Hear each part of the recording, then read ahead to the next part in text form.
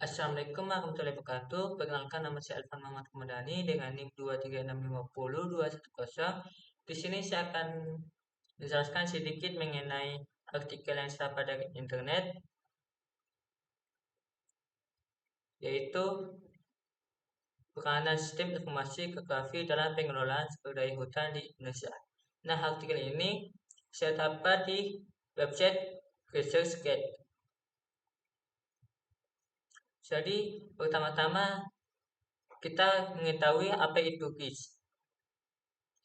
GIS ini GIS sendiri terdiri atas 4 subsistem, yaitu yang pertama input data, yang kedua manajemen data, yang ketiga manipulasi, dan keempat analisa data serta output data.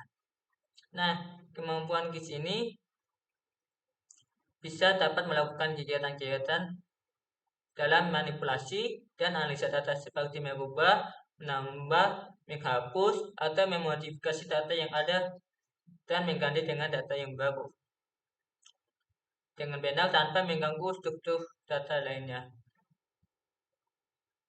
Nah, dalam sini ada beberapa keuntungannya. Yang pertama itu dapat dikelola dalam format. Yang kedua, data dapat dikelola dengan biaya yang lebih rendah. Yang ketiga, data dapat dipanggil kembali dengan cepat. Yang keempat, beberapa komputer memungkinkan user untuk melakukan manipulasi data. Yang kelima, data grafis dan non-grafis dapat dikelola secara bersama. Yang keenam, analisa perubahan data untuk 2 periode waktu atau lebih dapat disajikan secara lebih efisien. Yang ketujuh, beberapa data yang sulit disajikan secara manual dapat disajikan secara sederhana. Yang kedelapan, ada tendensi untuk melakukan integrasi antara pengumpulan data, analisa spesial, dan proses pembuatan keputusan. Nah, dengan adanya GIS, memungkinkan untuk melakukan transformasi data spasial ke dalam beberapa bentuk output seperti peta, tabel, grafik, gambar, diagram, dan lain-lain. Nah, untuk beberapa kekurangan dari GIS ada 3. Yang pertama itu biaya dan masalah teknis lainnya dalam hal konversi data manual ke digital. Yang kedua, perlu biaya yang besar untuk mengelola data digital seperti komputer, teknisi, pengelolaan perangkat lunak, dan sebagainya.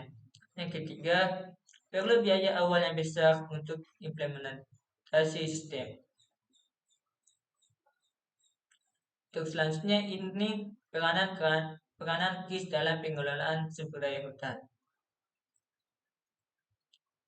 Nah, jadi kenaikan permintaan akan produksi hasil hutan sejalan dengan penurunan sumber daya hutan, memerlukan pemikiran tentang perlunya pengelolaan lahan secara lebih intensif. Beberapa industri hasil hutan menggunakan GIS untuk mengelola inventarisasi hutan dan tindakan lain secara besar-besaran, karena informasi tersebut sangat diperlukan untuk pengelolaan hutan.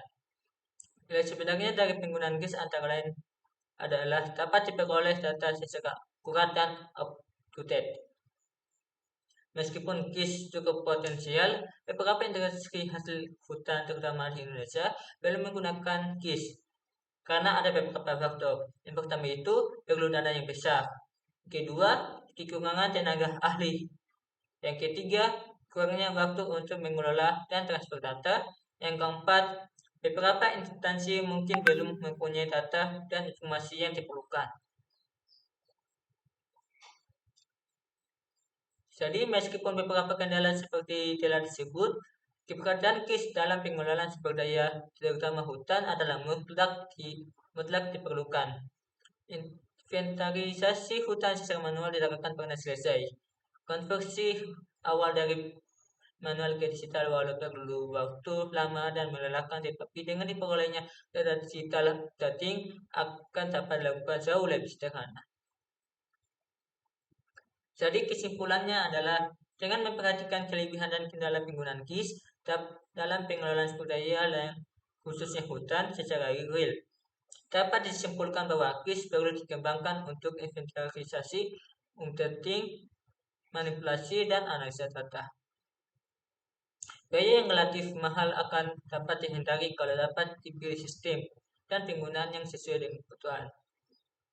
Mungkin itu saja penjelasan sedikit mengenai artikel peranan sistem informasi geografi dalam pengelolaan sumber daya hutan di Indonesia. Sekian dari saya. Akhir kata, wallahu muwaffiq ila aqwamit thoriq. Wassalamualaikum warahmatullahi wabarakatuh.